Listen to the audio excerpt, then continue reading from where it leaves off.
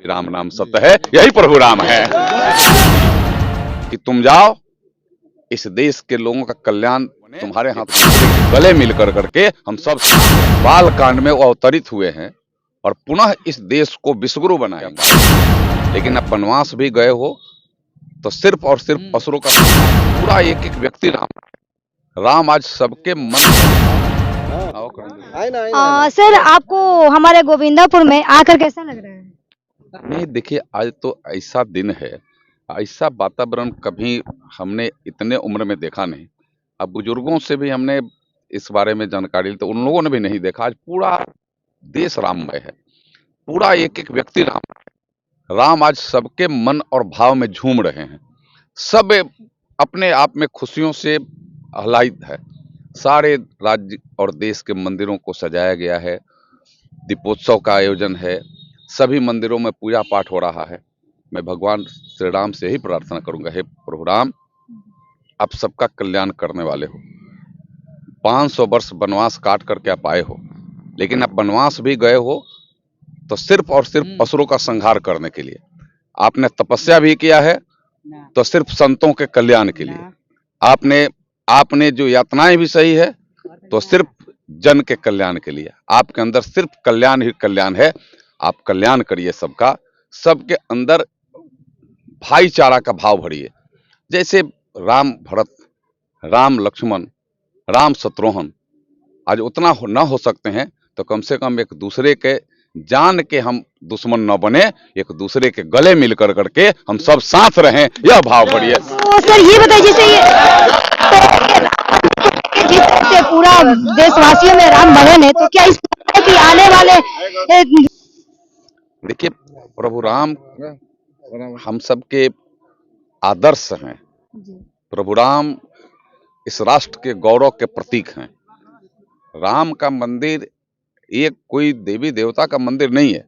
अब प्रभु राम को मंदिर में स्थापित किया गया। प्रभु राम का राज्याभिषेक हुआ है, बाल कांड में वो अवतरित हुए हैं और पुनः इस देश को विश्वगुरु बनाएंगे।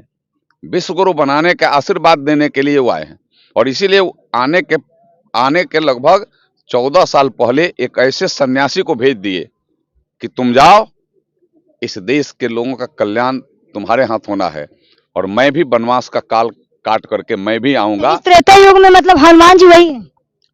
निश्चित रूप से यह कलयुग है। कलयुग के बाद फिर आता है सतयुग।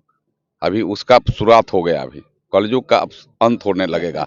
कलयुग का अंत होगा, फिर भाईचारा, फिर भगवान राम, फिर प्रभु की कृपा से सबका कल्याण होगा। देखिए भगवान राम सबके कल्याणकारी थे।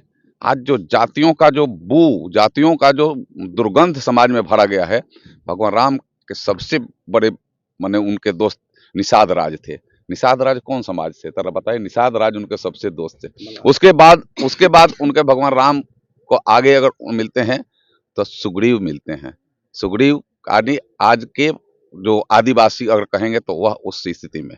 उसके बाद वो असुरों के राजा के भाई विभीषण मिलते हैं।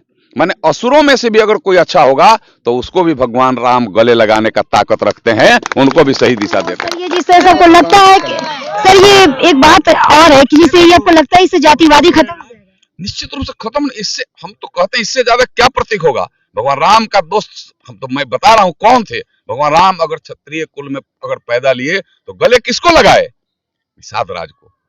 तमाम चीजों को निषाद राज की भक्ति, निषाद राज की सेवा के प्रति उन निछावर थे अपने को। और समाज के एक एक लोगों की चिंता उन्होंने की। गुरु के किस तरीका से गुरु के चरणों में नमन किया, किस तरीका से गुरु को वंदन किया, किस तरीका से शिक्षा लिया। और शिक्षा लिया तो सिर्फ और सिर्फ देश के कल्याण के लिए। भगवान राम तो त्याग के प्रतिमूर्ति थे। भगवान राम तो सौहार्द के प्रतिमूर्ति थे।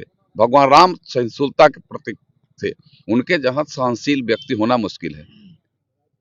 यह प्रतीक एक है, इस प्रतीक को हमें उतारना चाहिए। आज भगवान राम, हम इसलिए भगवान राम का नाम लेकर के अपने दुख में सुख में उनका जाप करते हैं कि वो हमारे कष्टों के हरण करने वाले हैं, कष्ट हरण वाले हैं। वो सुख भी होता है तो राम नाम जप कराते हैं। कहीं आंधी तूफान सुखाड़ दहाड़ आ जाए तो राम नाम जप कराते हैं कि प्रभु इसकी निजात दिलाइए। सुख होता है तो फिर खुशी बरकरार रखिए, हम राम नाम जप कराते हैं। स्वाभाविक है, राम नाम सत्य है, यही प्रभु राम है। स्टिल फोटो एक मिनट, एक स्टिल फोटो जरा सा हो जाए। आइए।